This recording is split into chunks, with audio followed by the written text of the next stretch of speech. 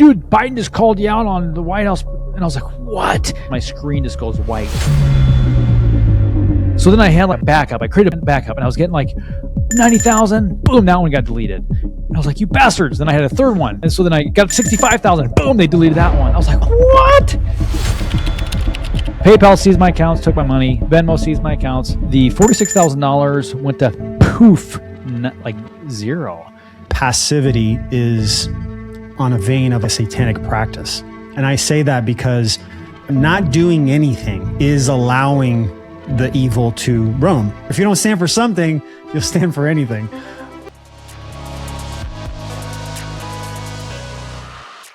I'm back here with one of my very good friends, special guest, Dr. Ben Tapper. He's a devoted father of 5 kids, steadfast Christian and conservative warrior from Omaha, Nebraska. As a proud Nebraskan, he has become a national figure, fearlessly speaking truth to power. His journey to prominence began when a video of him addressing the Omaha City Council about mask mandates went viral, garnering over 3 million views in just 24 hours. Since then, Dr. Tapper has continued to challenge the mainstream media's CV-19 narrative, armed with facts and statistical evidence. This has led him to being heavily censored and banned, earning him the dubious distinction of being labeled one of the Disinformation Dozen by the Biden administration. This group, accused of spreading anti-vaccine content, is seen as a threat to public health for exposing the corrupt ties between Big Pharma and the government. Despite the backlash, Dr. Tapper remains unwavering in his commitment to medical freedom. He is the driving force behind the film The Time Is Now, and often declares, "My convictions are greater than my complacency." This phrase encapsulates the mission he shares with like-minded individuals. As a humble and grounded leader, Dr. Tapper is a trailblazer in the fight for truth and freedom, and his unwavering dedication makes him a worthy ally in the battle against oppression and for true health. Dude, with all that said, you have gone above and beyond the call of duty when it comes to health, humanity, and just like being aware of the lies, being willing to stand in your truth and speak about the lies. I think that's the integral part of you. But I just want to hear from you, man. What was your journey to this point? Like, how did you get here? Why did you choose to do that and stand up for that? Dude, I question that myself sometimes, Otto, but it's like, thanks for having me on. It's good to be here. But, it all started, I was a free range kiddo. We grew up out in the country and I was riding horses as a kid. We had, just living life. Didn't have much care in the world. And then I grew up in a household where we didn't vaccinate. I wasn't afraid of disease. Like I said, my dad, if I got sick, he'd give me zinc, get me adjusted. And that was how we rolled. And I thought that was the norm until I started to get a little bit older. I'm like, gosh, we're the weird ones. We're the abnormal ones. So I was like, man, I wanted to know why I was raised this way and why I'm not going to give in to these vaccines and give all this garbage. I'm going to figure out what's going on here. So I started really researching, digging deep, and I found a lot of information that was being suppressed and censored. I'm like, wow, why are they suppressing this? Why are they censoring that information? And it drove my interest to dig further. But my conviction, that's really what it was. I was like, whoa, people need to know this. People need to know the truth. That's my heart. It becomes such a burden because it's really easy to love someone that loves you back, right? It's super easy to love someone. Yeah. When someone's flattery and super kind to you, oh man, it's just a joy. They're a joy to be around. It's easy to love those types of people. But God calls us to love those who persecute us. And that's a really hard thing to do. Mm-hmm. And so my heart is, as terrible as these people are when it comes to what they say and how they act. And my heart is for them to know the truth. I got engaged into a debate yesterday, literally for hours. It consumed my day. And the Bible says, don't throw your pearls to pigs. But I also felt compelled to dude, you need to, okay, get this, Otto. He's a chiropractor. He called me a quack, right? I'm like, dude.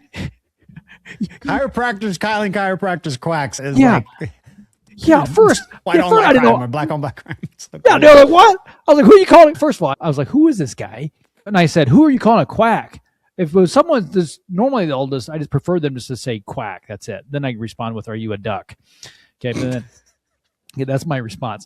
But they said, the quack is in the house. That's what he said. And I said, who are you calling a quack? So then I clicked on him, like I checked out his profile. I'm like, this dude's a chiropractor. And I was like, what? So then I sent him a message like, dude, WTF? He's like, you're one of the Disinformation Dozen, blah, blah, blah, blah, blah. You're killing people. And I was like, oh, dude, can you stop parroting CNN, please? And just like, can we just have a dialogue? He's like, you're a dumb FUCK and you're just a Trump ASS licker and blah, blah. I'm just like, what? So then I sent the Newsmax article that I called out Trump the second day of his second term. Like, dude, he's calling for $500 billion in data center and AI surveillance. And I'm like, so I was like, dude, wake up here. I'm for the people and for the country. But my point is, I don't even know where I'm getting at here. But my point is, I'm called to love this dude, pray for this dude.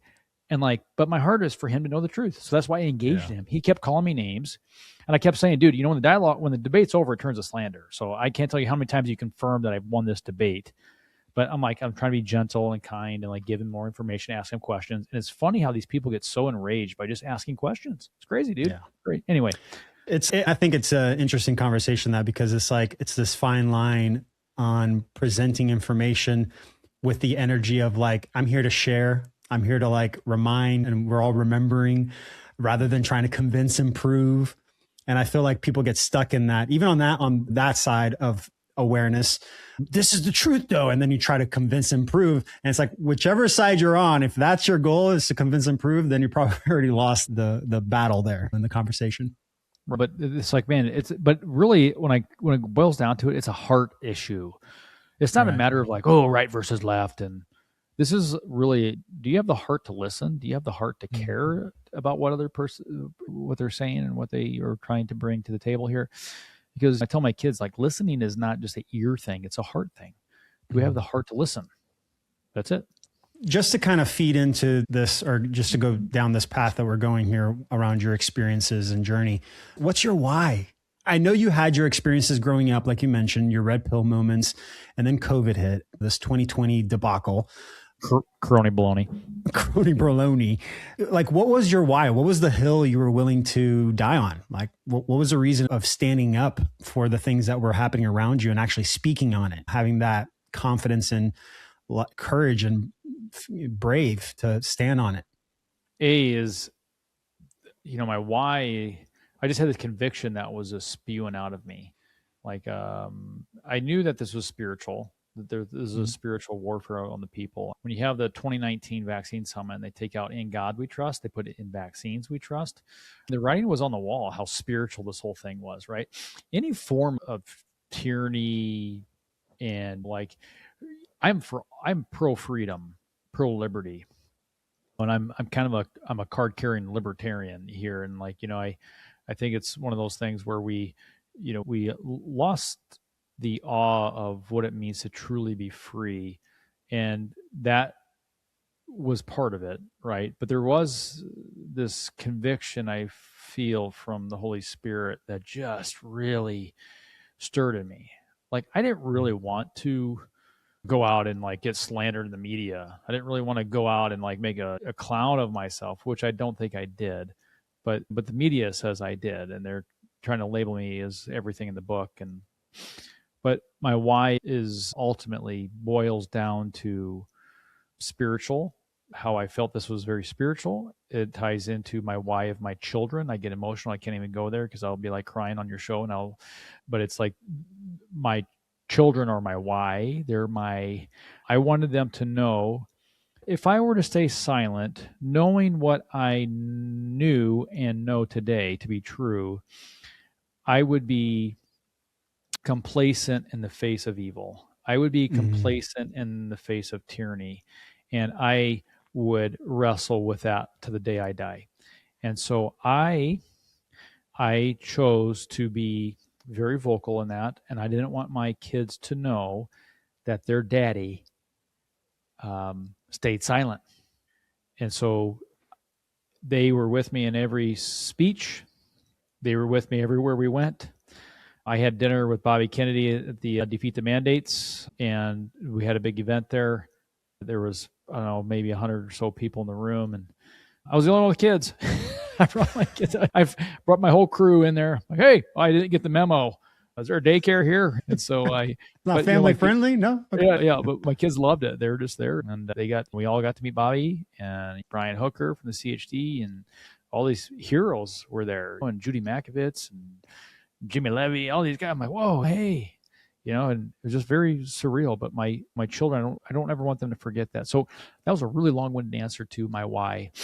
But again, I think about the world we're leaving our children and the battles that our children will have to face.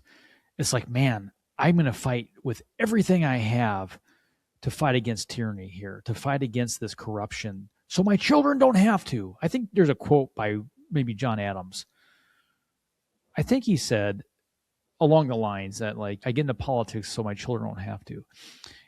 But I also feel like there's a quote by Ronald Reagan. It's like, our freedoms and liberties are very vulnerable because one generation of complacency will lose these freedoms and liberties that we do have. I totally butchered that quote, but it's along those lines. Yeah, no, it's right there, man. I think there's another quote like, I was a warrior so that my child can be a merchant, so that my grandchild can be an artist.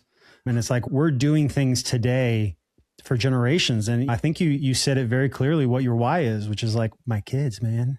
I want my kids to look up to me in the way that, I want to see their father being brave.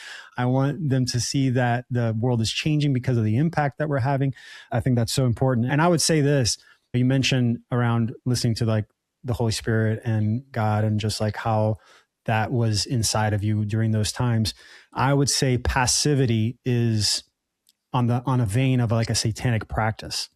And I say that because when not doing anything is allowing the evil to roam. And so it's like, we must stand firm in our beliefs, stand in our square, so that there is that friction of the balance of friction of good, and listening to the Holy Spirit in that way. So being passive is not a good thing, in my opinion.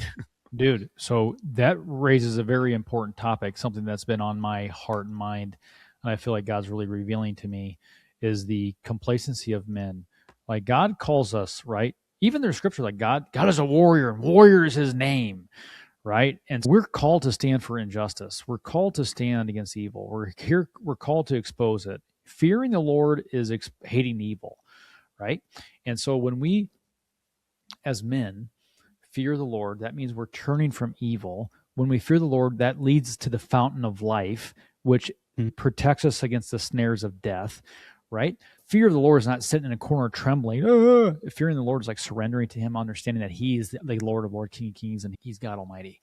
Okay, so my point is, think about the attack on men today. I just can't help but think of how overly sexualized our society has become. And what does that do to our walk with God? It keeps us separated from God. It keeps us weak. And it's everywhere.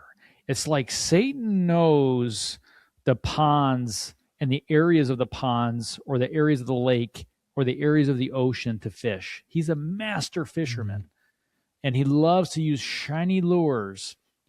And because, like, you look at scripture, you think of like, okay, David's one of my favorite characters in the Bible, besides Jesus. Like, he went against Goliath, dude. But what caused David to stumble, to trip up? It was a woman, right? And then look at Samson, arguably the baddest dude, right? Took the jaw of a donkey and just killed, like, going right into the town of his enemies, like taking a nap, right? Like, didn't even. It's like, and then, but what caused it? What caused him to stumble? A woman. And so I think Satan uses that to make us weak, but that is a real problem. And when you said passivity, when we are not one with God, we are like turning from him and we become weak, because he is strong, but we are weak, but he is strong. And I feel like that's how a nation falls. And what does that say about our nation? Because that's definitely something that's happening in the medical industry, I feel like, or at least like when it comes to health, there has been a focus towards removing the masculinity of the nation, right? That's and it. Making us more feminized. And then the feminine are becoming more masculine. Right. So it's like this like weird imbalancing that's happening, just chaos when it comes to our femininity and masculinity. Dude, that's it. Yes. Chaos is, I think, what Satan wants, and confusion and all this, 100%. Just going back to those years, 2020 through the last couple of years, I don't know how bad it is now, but you mentioned censorship and just being attacked by the media. What kind of censorship did you experience during these last 4 or 5 years? Oh, where do we begin? There's so many types. There's so many types of censorship. So I'm trying to figure out all the ways that they're using censorship. Well, first off, let's just back up. So I have screen recordings. I tried to gather as much data as I could to show and prove how bad I was censored. I'm still being censored today and shadow banned. So there's shadow banning, which is like, to give you an example, in the heat of COVID, it was insane how much reach my posts were getting at the times, like in the pinnacle of it. I would post some things and it would just be like, boom, in 24 hours, I have thousands of shares. I was getting millions of views. It was insane. And then I would start clicking on, like, let's say I would post something that might had, let's say 1,000 shares. And then I would click on the shares, the people that shared it. And then I would see how many times it was reshared and how many likes that post got. And it'd be 0, 0, 0, 0. I'm like, whoa, that's weird. Then I click on the next one, 0, 0, 0, 0. Click on the next person, 0, 0, 0, next one, 0. So yes, the people that followed me would share it, but it would not go, it would end there. It would be suppressed from the other people to see it, to actually really allow it to grow. And that was, I mean, like, what are the odds, right? How many times does it have to be like 0, 0, 0 before it's mathematically impossible just to be coincidence? And so that was occurring. Then on Instagram, my account does this. Like I lose 1,000, I gain 1,000. I lose 1,000, I gain 1,000. That's what they do. Yeah, I've seen that. Yeah, and that's been happening now. It's really frustrating. I lose 1,000 followers, I gain 1,000. It's just this nonstop. I'm like, that's just abnormal. 1,000 people are literally unfollowing me every month and just coincidentally gain 1,000. So it keeps my account just stagnant. The other thing during Instagram is when you couldn't mention my name. So if you try to search for my name or even tag my post or do a hashtag Dr. Tapper, like, you couldn't even mention my name. And I have a screen recording that I can show you, and it says, you can't mention Ben Tapper. No, that's not allowed here. There was time that I was posting stuff that you were doing, and I would have to put a dash in between your letters of the name so that the AI wouldn't be able to know that was your name. Yeah. Right. That was happening. So Jen Psaki, the press secretary for Biden, called us out on national television and said, oh, these 12 people are killing people and they need to be deplatformed. We have 12 individuals. Okay. And then I knew, I was like, oh, SHIT, the press secretary of the White House just said that. So then 3 days later, Biden gets on there. He's like, I just read on Facebook, phenomenal public speaker, by the way. I just read on Facebook that 12 people are killing people of their misinformation on COVID and vaccines. 65% of the misinformation has come from 12 people. These people are killing people. I was like, shoot, I'm one of the 12. I'm shooting for 100%. So it was like, literally, I walk out of the grocery store, no joke, Otto, and I'm like, oh, that just happened. Like, people were like, dude, Biden just called you out on the White House. And I was like, what? I'm like, I got my groceries, my produce. I put it down in the parking lot. What? And I go on my Instagram. Yeah. At first I was like, yeah, but I knew. I was like, because he called for the deletion of our accounts. Oh, so you were going to go check to see if it's gone. So I went to Instagram. I'm on Instagram and I was deleting everything that had COVID, vaccine, everything. And I'm in the middle of it. And all of a sudden my screen just goes white. Zip. I was on Instagram, dude, when I was deleted. And I was like, oh, my screen just went white. That was super weird. So I go in, I had to close the app or swipe up to get the app to close and then reopen it. And then it's like, please log in. With the log, I was like, oh, that's weird. And I log in. It's like, your account doesn't exist. That account doesn't exist. I'm like, what? Those bastards. They deleted my account. Dude, that account was I was getting 3 to 4 million impressions a month on that account. I bet. Yeah. And it was exploding. I had 179,000 followers. It was exploding. It was just growing rapidly. And then boom, deleted. So then I had a backup. I created a backup and I was getting 90,000. Boom, that one got deleted. I was like, you bastards. Then I had a third one. And so then I got up to 65,000. Boom, they deleted that one. I was like, what? And then, so then I had like a fourth account and I got that one up to, I think like 75. And then boom, they deleted that one. And I think, I don't know, my fifth or sixth account. And then I uploaded one video on TikTok. One video, dude. It was just a magic trick. I was like, woohoo. I was like, you want to know how to end this garbage? And then I was like, I like made a piece of paper like disappear and I made it reappear and it said, do not comply. And then all of a sudden, beep, Blue. There goes I'm permanently banned from TikTok. Whoa, you bastard. Just one video you posted. One video, dude. Oh, wow. So like, that sure looks like that Ben Tapper guy. He's out. Hit the button, delete him. And that's exactly what happened. They just X-nay that guy. So they kicked me off TikTok. And I don't know how I'm back on. I got a friend that's kind of running the TikTok, so it's not on any of my IP addresses, and I think that's how they operate it. But dude, this is the honest to God truth. During that time, and I know this happened to Alex Zek too. We both talked about it. So there was because he was being censored as well. He had 9 accounts. I think he's on his 9th. This is his 9th account. Yeah, so he's up there, and he's an auto member of the Disinformation Dozen. But I remember I logged in. I created a Twitter account when Twitter, because Twitter deleted me. And I remember logging in and creating an account on Twitter. And I'm like, ooh, I'm in the matrix. So I get in there and I was like, oh, I think it's working. And then I log in on my phone, dude. And then boom, deleted. Oh, so his IP address. IP address or the camera. I don't know. Oh, yes. I don't know. I have theories on that, but yes, that could be. So that being said, PayPal sees my accounts, took my money. Venmo sees my accounts. Permanently banned from those platforms, which piss on them. Anyway, truth is treason and empire lies. The censorship is crazy. And you said it really quickly there at the end, if you guys didn't catch it, but you were also financially censored, right? Like you said, like Venmo, you said, and PayPal? Dude, let me just show you and show your listeners. Okay. We have other friends. I know Mickey Willis was taken down from Chase. Dr. He was part of the 12 too. Oh yeah. Joe Mercola. Yes. Yeah. His Sayer account G. was taken down. Yeah. Sayer G. To give you an idea, we were raising funds. I don't know if you can see that. Oh goodness. I don't know if you can or not. But anyway, that's my account. The big spike there. Okay. That's the income we were raising. In the very short window, my social media blew up. And then it flatlined after I was deleted. Okay. It's hard to see that, but we were raising funds for our documentary, The Time Is Now. And we were raising, I think it was in 1 month or like maybe 60 days, we raised like $46,000, which is insane, dude. Yeah. That's a lot of money, right? That's $46,000 for our documentary. Sorry, I have a beard here in my microphone. Now, the $46,000 went to poof, like zero. So the only money that we were raising were through our t-shirt sales and then like kind of word of mouth locally. And we had to have almost $100,000 for this documentary. And it was by the grace of God we got this money, because I signed on a contract for our video editor and everything else and the film crew that I would have $59,000 to them in 60 days of me signing this contract. And so I had a lot of pressure because it was a leap of faith, Otto. I was like, I didn't have any of that money. I'm like, I'm trusting the good Lord that he's going to provide. I felt called and convicted. So I'm signing my name. Yep. Beep.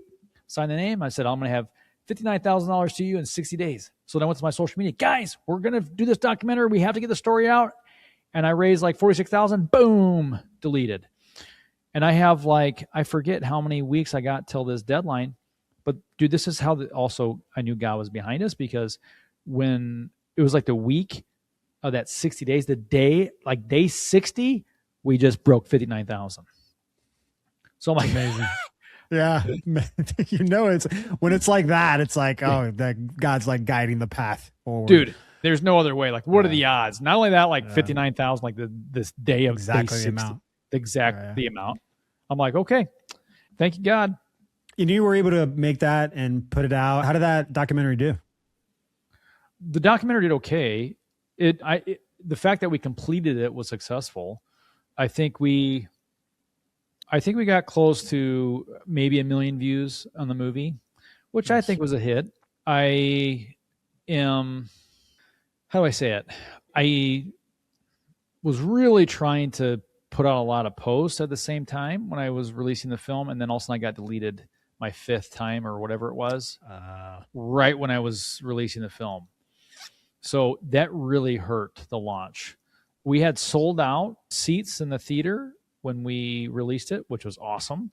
We had a few showings and everyone sold out, which was so cool because I had no idea if anyone was going to show up. And then all of a sudden, not only did they show up, but it was like, dude, we sold out, and it was so emotional. Just like, wow, we did this and got this story together, and it just like brought me to tears.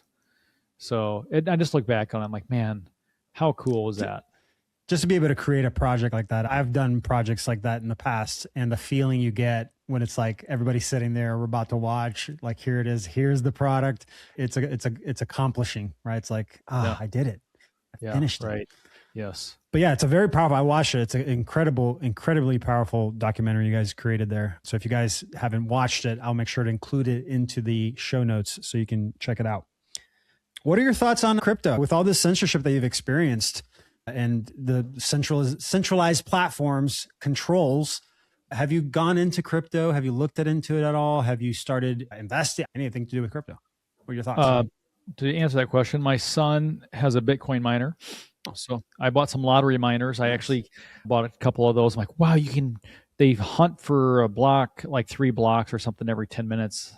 I'm like, oh, let's buy some of these and hope for the best. And then my kids were like, Dad, do we get a Bitcoin? I was coming home every day. Dad, check the Bitcoin. I'm like, guys, these are lottery miners. I think we have like a 1 in a billion chance to get like a block. So let's not get too crazy. So I just like, they actually bought some too. So I just refunded their money and I just have them now. And then my son has a really like a ant miner does pretty well. It's not like we're making a ton of money on it, but it's fun. It's to learn. What sold me on crypto, first of all, I don't understand how it all works. And that's okay. I've heard people say it's like Internet 2.0. And I think, it's for a world that doesn't really fully exist yet. And I think that what I learned about Bitcoin, I wish people would just go to Bitcoin. I wish that it was more adopted, and I think it will. Money that's hard, money that's controlled, money is corrupted. Okay, sorry, that was a song from Tuttle Twins. But, oh yeah, okay. So they do a Bitcoin segment on that. Now the thing that was tried and true for Bitcoin is during the truckers campaign in Canada, how they had like all these truckers coming, and what was I going to say? They raised like 3 to 4 million, and then Trudeau came in there and like took all the money. But then these truckers were like, go to Bitcoin. And then boom, they couldn't touch it, dude. They couldn't figure out how to touch it. And that was like, that's it. That right there is the future.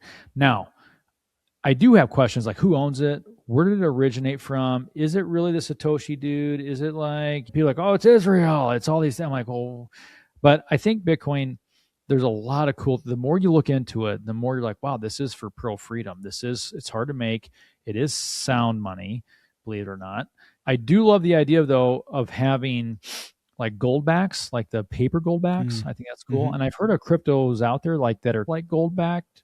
Not sure. They have some like physical coins, like Bitcoins, and they're hard coded with the private key of the wallet that has the Bitcoin in it. So yeah, that's cool. Like that to me is like, wow, that needs to take off, because what I do know right now is that just 5 years ago, things were cheaper. 10 years ago, things were extremely cheaper. 20 years ago, like, dude, 20 years ago, a transmission would cost you $2,500 maybe to like get it repaired. Now it's like 9,000, right? Yeah. I'm like, WTF. What has to happen for that to happen?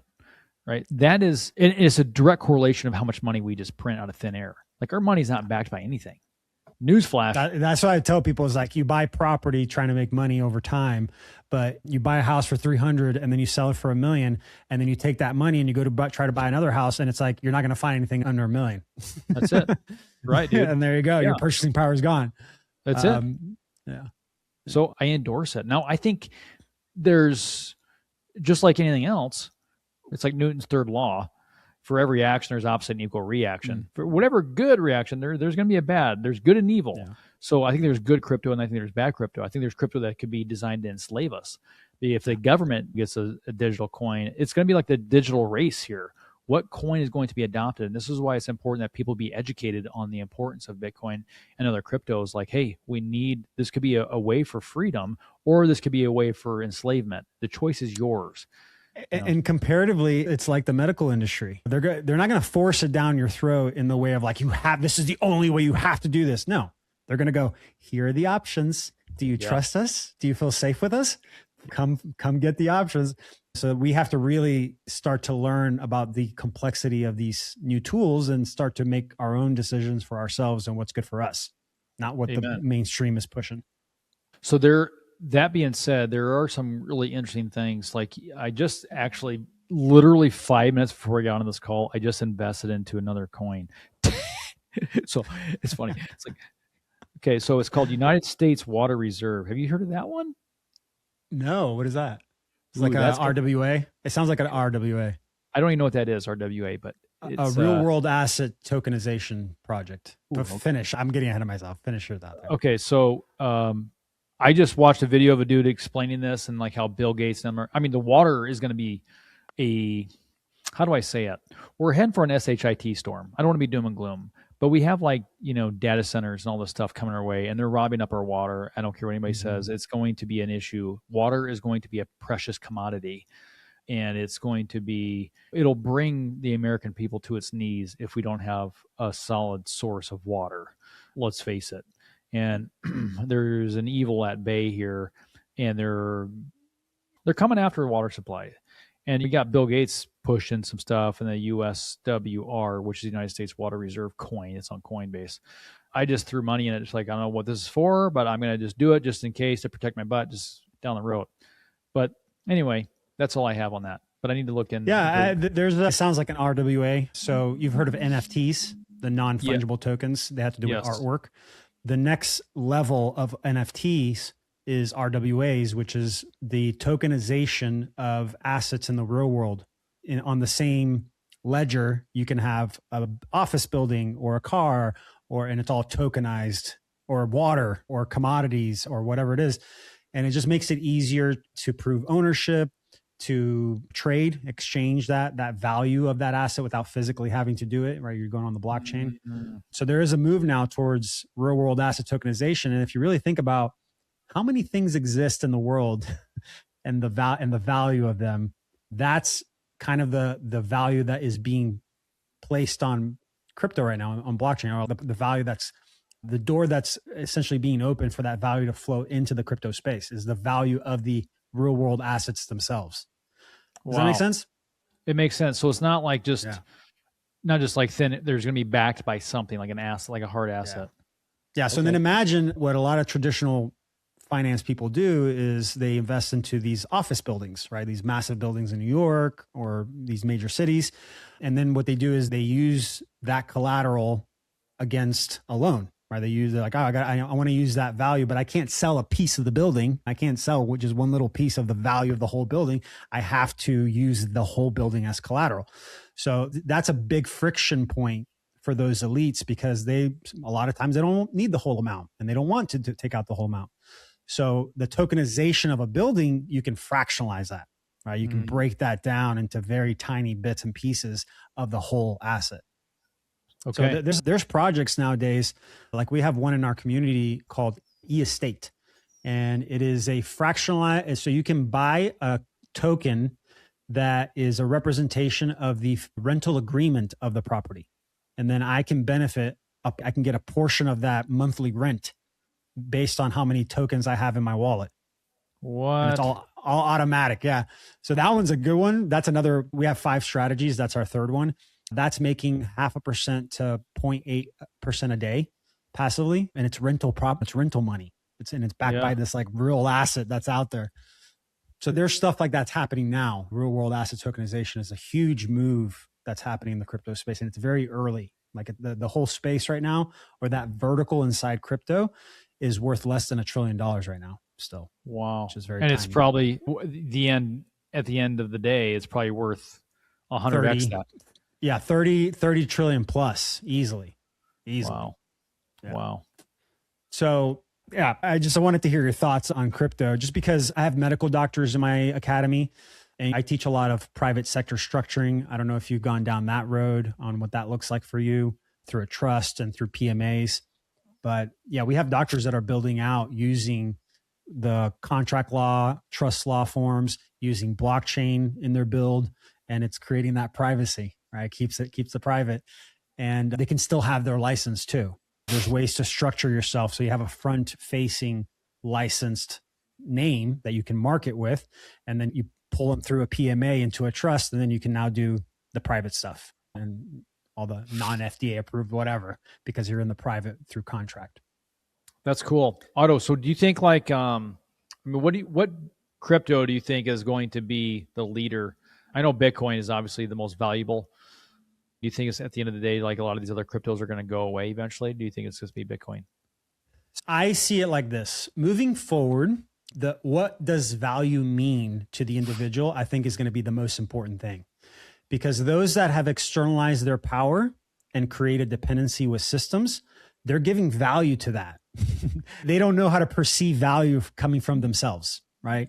They are going to be looking for the assets that are going to be taking off, and which one's the most talked about, which one has the most volume, which one's the most liquidity, all that stuff. And that's going to be a journey you can take. Right. My opinion, where value lies for me is whatever I touch, because I know that this is the money. This is where the value comes from. I'm practicing creation, not extraction, right? When you come from that lens, then it's really about the blockchain technology and like, how can I connect my dots with this technology and create value with that? Rather than like, what is everybody talking about? And what's the most valuable thing? Let's speculate. And that's just gambling and speculation. Yeah, right. With that said, in the mainstream public sector area, Bitcoin will be, think of it as like the people's reserve. Gold has been the institutional reserve since 1933, basically. Before that, it was the people's money. It was gold and silver. And then they flipped it on us with the Federal Reserve, and then they started accumulating it. And then it became the bank's reserve for the fiat. And now we're going back to in-ground assets. You ever heard of Basel II? The Basel II monetary structure. Basel I is gold and silver coins. That's what we use for the medium of exchange. Basel II is backed by our future potential. Basel II is what we currently have, which is currency that's backed by us. And then now we're shifting to Basel III. This was approved in like the UN levels, like global level. It was I forgot the name of the organization, but it's part of the UN. It's like the centralized monetary system. It's part of the IMF, the International Monetary Fund. Okay. But they approved Basel, which is going to in-ground assets, not gold and silver, basically any in-ground assets. We're going to like oil and diamonds, or all this stuff is going to be the new monetary backing, which I believe will be facilitated with RWAs, with the real world asset tokens. I forgot where I was going with that. No, that's good. Point. You definitely taught me something today. So I'm going to be looking into that. So that's good. I'm glad I asked. It's cool stuff. And I always ask my guests around crypto because, I feel like there is a solution out there for everyone. Where whatever it is that you're doing, it's a service or a product, or you're just trying to find passive income options, whatever it is. Like I truly believe there is an option.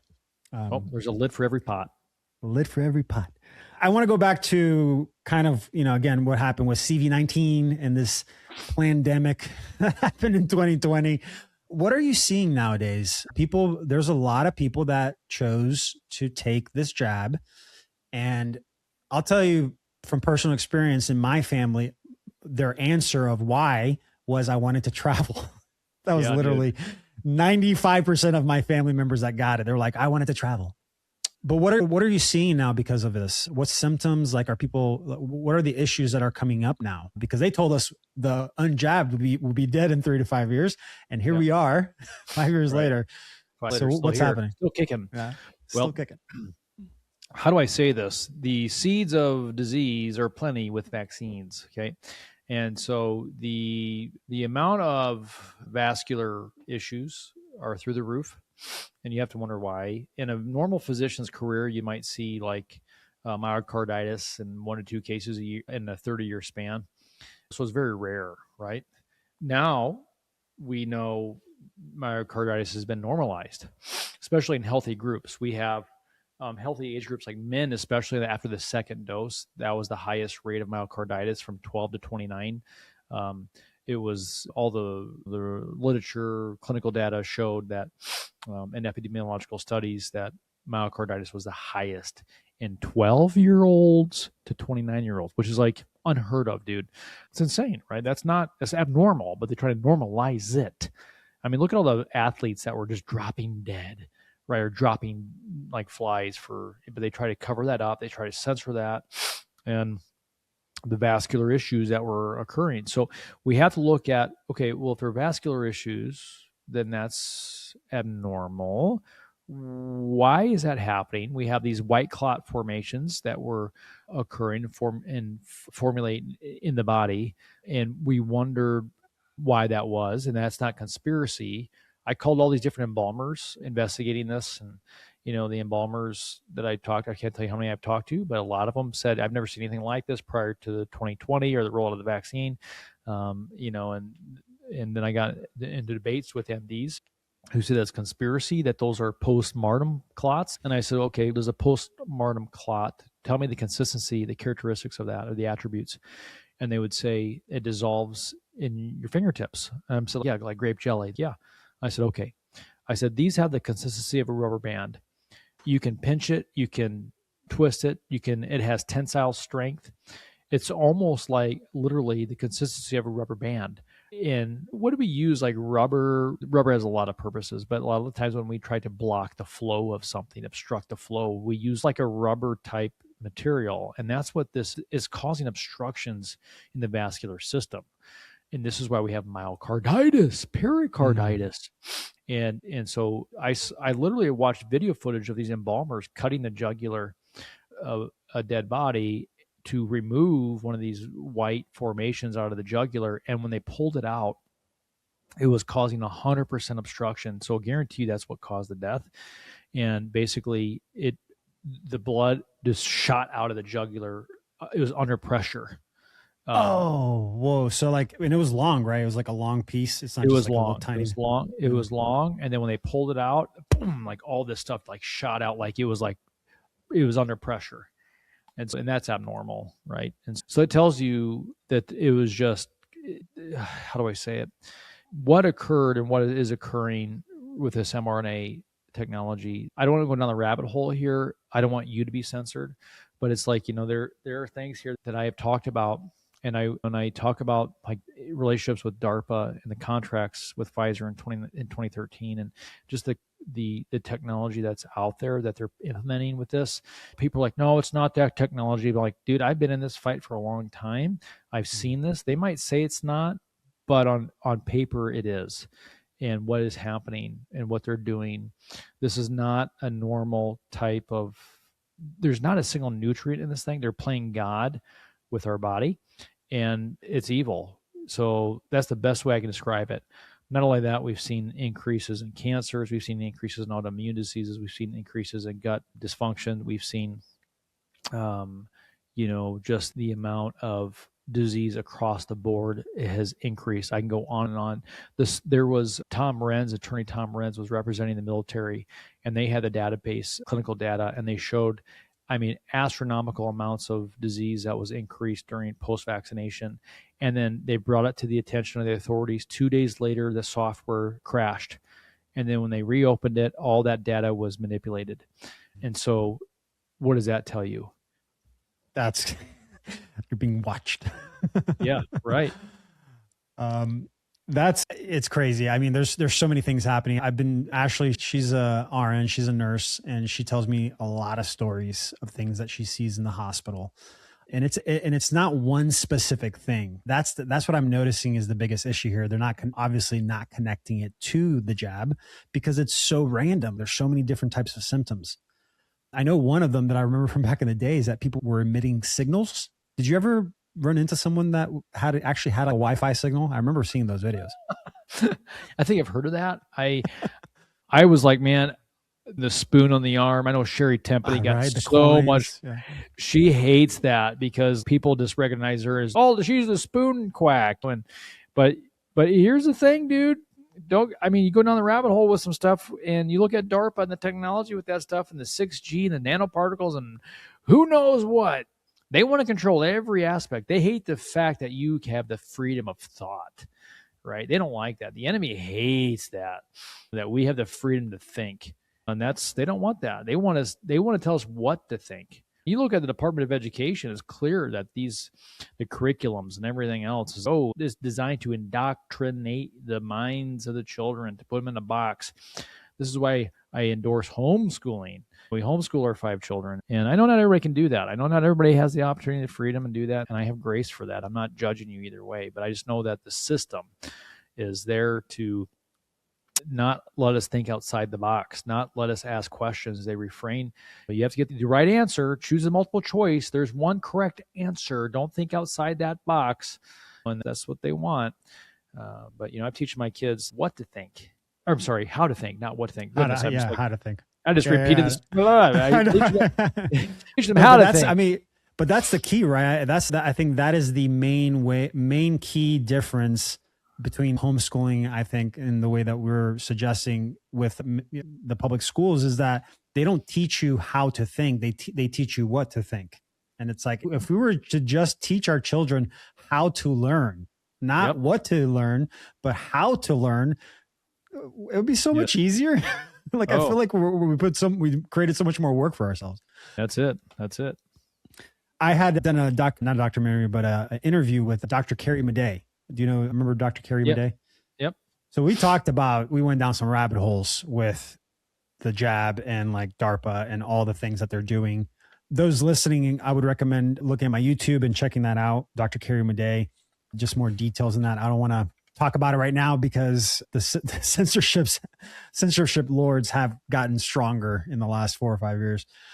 But I mentioned that because we were talking about the different symptoms, and I remember we had discussed that this technology had been worked on since the early 90s. She said that she was in a classroom sitting there in like 94, I think it was, learning about this mRNA technology and what they were wanting to use it for. And back then it was still a lot of just theories and concepts.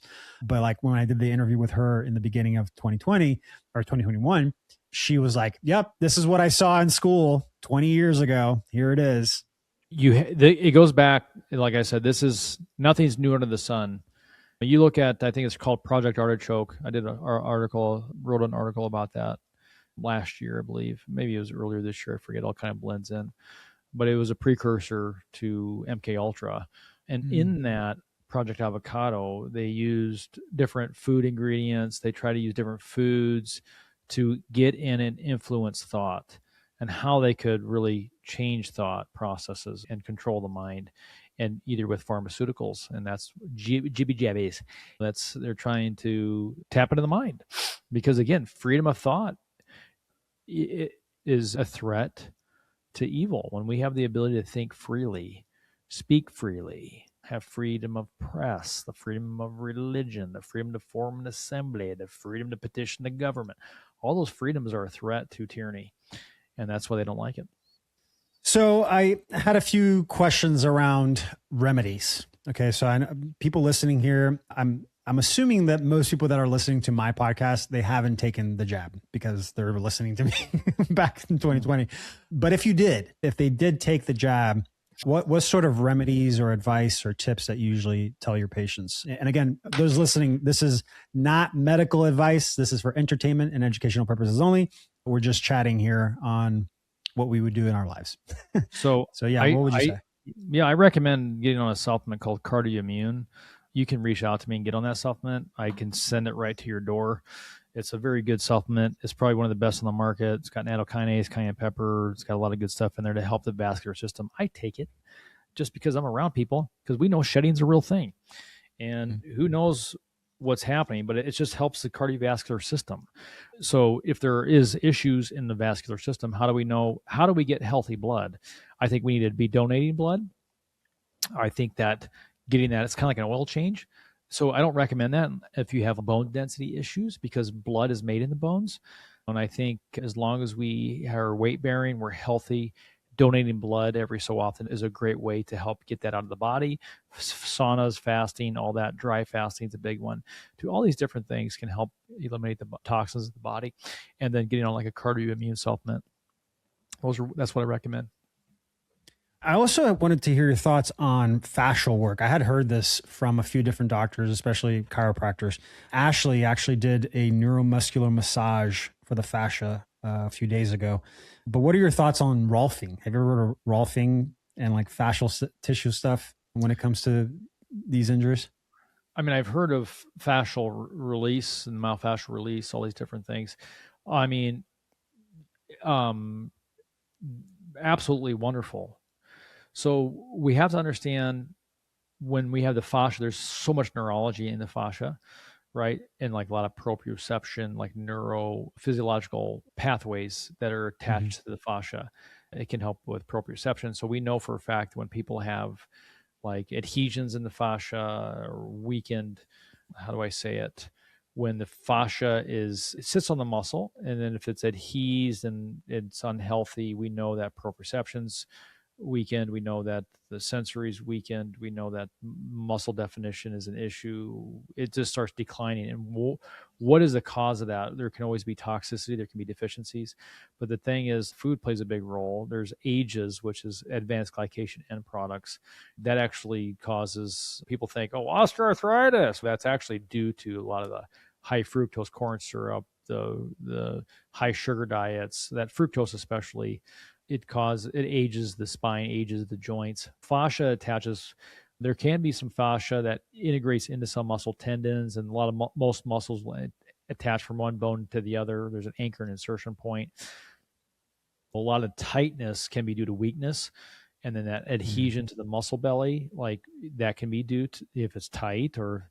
But really, you have to always say, why is it tight? Are we subluxated, or is there something there structurally that needs to be adjusted, corrected, or strengthened?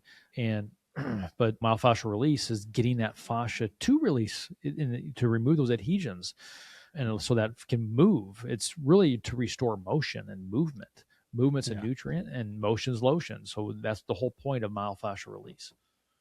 And that helps for circulation, right? Because I've been doing a lot of practices myself. I have a knee injury from a pickleball injury, but I've been doing a lot of heat, cold, deep breathing, like focusing on cardiovascular practices to help with the circulation. Yeah, it's movement, right? Circulation is movement. It's not, when I think movement, people think just like muscle or bone, but it's everything: lymphatics, circulatory, musculoskeletal. It's everything. Movement generates 90% of the stimulation to the brain and nervous system. So movement is essential. So it's awesome. It's the way to heal. I had a doctor in LA and I hadn't really focused on my health until I met Ashley. And then we started going to the doctor more often. I started testing and it was just a whole journey. But you know what she wrote on her little notepad as a prescription? Be more Brazilian, go out into the sun, dance samba, like all these things. I was like, oh, okay. That's awesome. All I got to do. That's awesome. Love it. Yeah, it's like it's so important, right? Movement. I did have a question around health insurance. So I have my own perspective on it. Ashley and I, we both created this perspective together just based on our experience. But Ashley doesn't use health insurance. I don't use health insurance. Even when she works as a nurse, they offer that to her, but she denies it. She was like, I don't even want it. Do you accept insurance? And do you think it is giving people the best options ultimately? What are your thoughts on health insurance in general? So, first off, health insurance is an oxymoron. It has nothing to do with health, right? People think that. It's kind of like, well, it doesn't, it's good for emergencies, and that's what it's there for.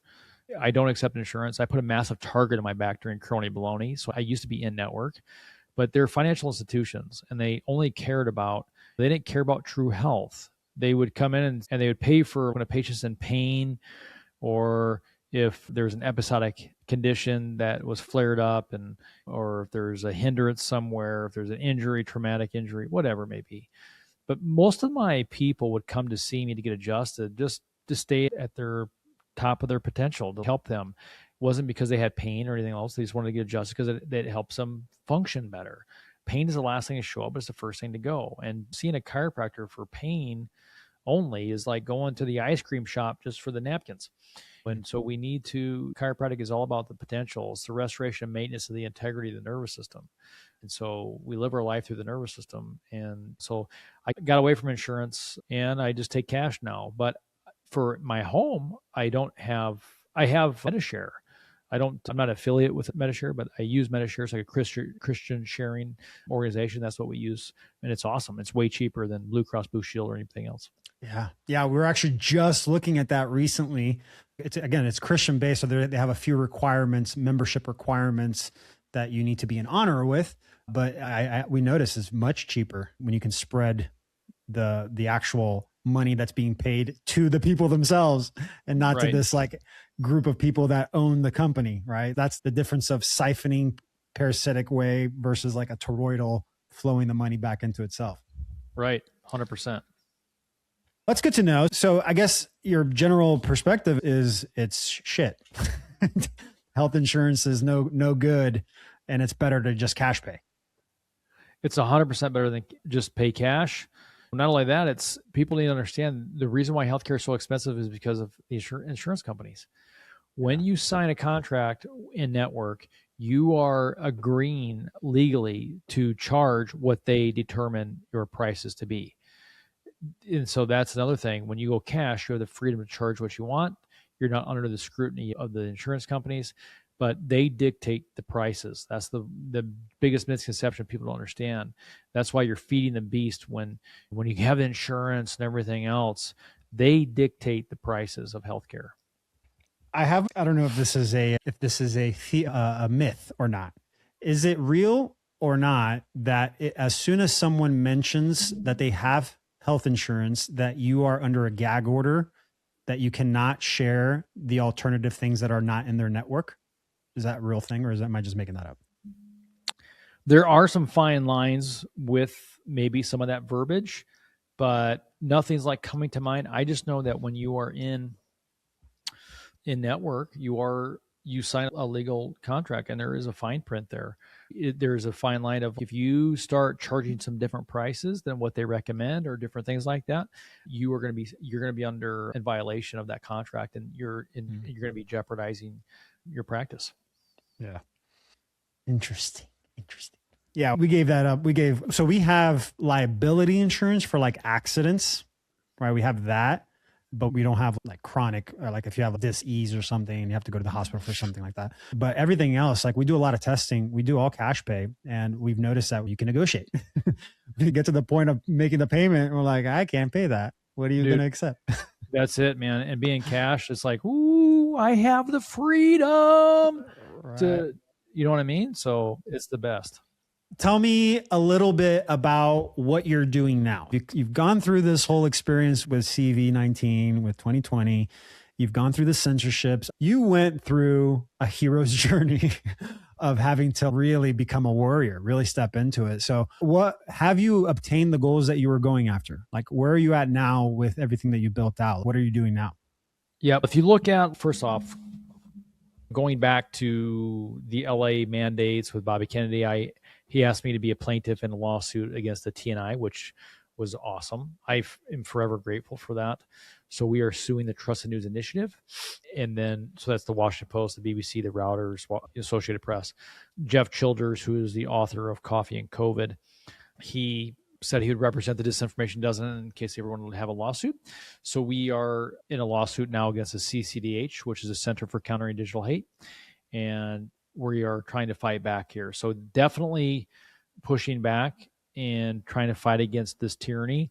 I don't ever want to say like, oh, I'm just going to go sue these people, but I feel like this is the only way on this side of heaven I know how to fight back and get justice against these people to protect our rights and our freedoms here, because it's just a matter of time before they try to push another pandemic, before these waves of tyranny keep rising on shore. And this is why you have every so often, every month or two, there's another wave of fear.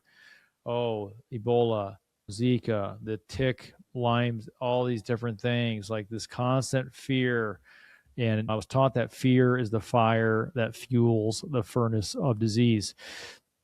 And we must not give into fear here. Should not be in a clinical setting. And so that's what we're doing. We're standing in the gap here. You can read about our cases, typing in the DOJ versus TNI. The Department of Justice just backed us last year. And so praying that we have victory in these lawsuits. Wow. That's amazing stuff. And I'll say this, because I heard you there. We don't want to do lawsuits. This is how I see it. If this is going to help you feel better about the situation, there is a big difference when you do a lawsuit against a corporate entity versus doing a lawsuit to a physical man or woman, right? That you can walk up to and speak to. Yeah. Huge difference. The people you speak to that are identifying as the agents of the entity are not physical men and women, because they're not identifying as that. They're lost in the pudding. You don't have to be angry with them. You don't have to be aggressive, but you can know and have maybe some compassion that they're lost in the sauce of that entity. So feel good, like give that lawsuit. These entities need to know what's up, that we can slap face if we need to. Absolutely, brother. Absolutely. Tell me a little bit about, before I go into that next question, what are you like? How are you making money now? Are you still just a chiropractor? Do you have any online things that you can share about that I can share with the audience so that they can get connected with you? Yeah. So basically I still practice part-time. I practice here in Blair, Nebraska, and I do some stuff on the side, but mostly it's my practice. Yep. Okay. And we sell my social media, but I don't really make a ton of money on the revenue on the social media, but mostly just my practice. Okay. Yeah. I'm here. I believe one of my callings is to support those that are building bridges and that are willing to stand in their truth, in their integrity, and speak. That's the only way right now, in my opinion. I want to make sure that you're supported, man. I want to make sure that my community can bring to you as much support as it can. If the link to the movie maybe, or I don't know if you have anything else, send it to me and I'll put it in the show notes so that people can start following on that. Yeah, that being said, we've acquired $200,000 to $300,000 in attorney fees, and we are trying to raise funds to pay for this lawsuit because we are going against a Goliath. Just as we were raising money for a fundraiser for our film, oh man, we need all the money we can get to fight against this Goliath here. And so we do have a link for fundraising for attorney fees that goes straight to Jeff Childers and his legal team. And we raised about $70,000 there. But like I said, we're already $200,000 to $300,000 in legal fees. But God bless Jeff and his team. They've been awesome. But yeah, I'll give you that link, Otto. So thank you. Yes, definitely. And then you'll also be in our Friday live at one point. We usually get a couple hundred people watch that live. And I love my community. We've turned into this like interdependent, self-accountable community. Like I can disappear and this thing will keep going, basically. But they're very supportive of people like me. Like they're very supportive of people that are building bridges and really stepping into the fire. So we want to make sure you get that support. So a few more questions here and then we can kind of wrap it up. But do you see, so if you were to kind of look forward the next 3 to 5 years, do you see them trying to play a trick on us again with another pandemic? Do you see them doing something different? Or do you see us like actually getting out of this facade and becoming the version that we want to be? Yeah, waves of tyranny don't sleep. I mean, they just keep coming. And I think that, evil doesn't sleep. So it's just a matter of not of if, it's a matter of when. And I do think that it's coming. I think that it might not be in the form of a pandemic. It might be a food shortage. It might be whatever they can to use, whatever angle. It's kind of like the screw tape letters. I forget exactly the quote, but it's like, basically said whatever, like let's just say chocolate. If chocolate can steal a man away from God, is just as good as murder. Right. So they're going to use whatever they can to get us away from God, to get us away from the truth, or try to get us to bow a knee to their tyranny agenda here and propaganda. But we just need to rise above it and not give in to this coercion. And we need to continue to be the salt and light of the earth and not to be afraid, but we need to be on high alert and be proactive against it. And that's really the solution. Oh, I love that. Yes. This is the time, guys. I've been saying this over and over that we are in a pivotal moment right now of re-internalizing our own self-worth and value and cutting dependency on others and like really taking responsibility for ourselves. It started with the medical industry. I see a huge increase of that same journey happening now with the monetary systems, with the financial industry. So it's happening all around us. And you can either sit there and just wait to be force-fed, whatever they want to feed you, or you take the steps to really connect your own dots, do the research, and find your own square to stand in. Because if you don't stand for anything, or if you don't stand for something, you'll stand for anything. You'll fall for anything. Gosh, I messed that quote up. That was going to be so good. And I just That's good. It's good. Fubbed it. One last question here from you, and I want to put you on the spot. So you're standing in front of 1 million people. Somebody comes up to you, they hand you a mic. You have 2 minutes to leave these people with something. What do you leave them with? First off, this life is short. We need Jesus Christ. This world is gonna, how do I say it? This life is a blink of an eye. It's a drop in the ocean, drop of water in the ocean. And I used to be the biggest stereotypical hippie, pot smoking, crazy wild man, long hair, don't care, can have a cake of beer without a tapper. That was my slogan, right? And God grabbed a hold of me, shook me up. The fear of the Lord is the beginning of wisdom and knowledge. And I don't care what you've done in your life. I don't care what circumstance, situation, God's love is greater. I don't like religion. I believe it's a relationship. Jesus Christ came in Matthew 18:11, came to restore that which was lost. And when we turn away from the old life and make we are new, God calls us saints. He says that when we fear the Lord, we are holy. And I'm telling you, if you are carrying a burden, a stress or anxiety, if you are not nutritionally bankrupt, but spiritually bankrupt, there is a path for fulfillment, and that is picking up the bread of life, which is God's word, and putting on the armor of light and seeking Jesus. And he makes us white as snow. And it's like the best thing ever. And I've learned that the older I get, I'm like, man, I got 1 foot out the door already. And I'm telling you, heaven's a real place, and we can die once or die twice. And if you die twice, that's not good. We're going to die once no matter what. But if we don't have Jesus and the ticket to heaven, that's going to be a scary place. That's what I'm going to encourage the listeners. And I'm also going to encourage them not to become their diagnosis, knowing that you can be well, that you can, not to become your diagnosis, but you can be well, you can heal yourself, and your body's ability to heal is far greater than our government's given or permitted you to believe. Boom. Love it. Yes. Mic drop. Definitely check out Dr. Ben. Connect with him. He's on IG. Your handle on IG. I don't know if I can even word it out. It's like d.r.b.be. Okay, I'll put the link in the show notes. Yeah. He's on Facebook. He's on X, Substack. Definitely follow him. Check him out. I'll make sure to put the link in there for the movie and also to donate to the movement there with the lawsuit. Awesome. Really appreciate you, man. Really do. Miss you. You're like truly like a brother to me. It's so cool to me because when the Disinformation 12 thing came out, I looked at this group of people and I'm like, I've hugged 7 of these people. I know 7 individuals in this group, and you're one of them. And the integrity in this group is just impeccable. And what you're doing, I really appreciate the steps you're making. I know my children are going to be living in a better reality because of the things that you're doing. So I appreciate that a lot. Yeah, Otto. God bless you. Thanks for saying that, my friend. And thanks for having me on. Awesome. Thank you. Thank you so much. And thank you all for listening. And always remember, gamify your abundance. Love y'all.